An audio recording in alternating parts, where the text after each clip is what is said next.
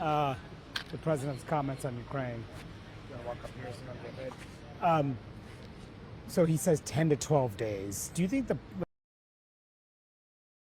has the president waited too long to act on sanctions against Russia? Better late than never. I would have preferred weeks or months ago, and I think we need still a Russia sanctions bill that shows unity with the president, but also even stronger, bone-crushing sanctions. It's not only the timing, it's the depth and breadth of the sanctions, and I think our bill provides more scorching sanctions, broader, going after Russia's phantom fleet, 500%, not 100%. I think it's time now for a full court press. And 100%, is that not sufficient? Has to be stronger than 100%. Because Trump is talking about 100%. 100% is the president's number. 500% is our number. And that's what means business to the Chinese and the Indians who are buying Russian oil, fueling their war machine, and enabling Putin to continue his barbarous, brutal assault from the skies and on the ground. And what if you guys leave town without acting on that bill? There's always time for us to do it in September, but better now than waiting.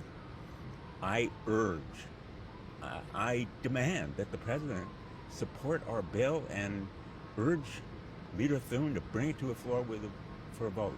We have 85 co-sponsors. We got 90 votes for this bipartisan bill, which will show Putin we mean business. He's got to come to the table and talk seriously. Right now, he's playing Putin, but Putin is beginning to get his con game. And then on Israel, do you think that given what we're seeing in Gaza, should the U.S. or the president change his policy towards Israel, given the starvation crisis there? I'm really hoping that Israel's shift recently is just a first step toward allowing more humanitarian aid to reach the Palestinians in Gaza, because what is unfolding there certainly is stirring the world's conscience, and it ought to hopefully be followed by more efforts to provide food, shelter, water, all the necessities, because the Palestinians are not the object of this war. It isn't against the Palestinians, it's against Hamas. But should the president consider not providing aid to Israel, pulling back its support from Israel towards Israel in response to this? I think the president's approach so far has been measured. I think Congress ought to also be indicating that it is deeply concerned, as I am. And I'm a strong supporter of Israel's war against Hamas. But the war now appears to be as much against the Palestinians as against Hamas. And I think Israel is moving in the right direction with its shift in policy. And lastly, what do you make of Trump not ruling out a pardon for Ghislaine Maxwell? Maxwell's credibility is zero. She is a convicted sex abuse trafficker of children seeking favors from Trump. What needs to be done now is disclosing all the files, the documents, the witness testimony, and interviews, because that's where the truth lies. Maxwell is worthless in credibility and factual support, because all she's doing is angling for a pardon, and she certainly doesn't deserve it. Politically, what do you make of the way Democrats have handled this issue, the Epstein issue? Because you're hearing more criticism from your party on this. Has there been a change in how you approach these kind of controversies? I don't know what the criticism is. All we're doing is insisting on the truth.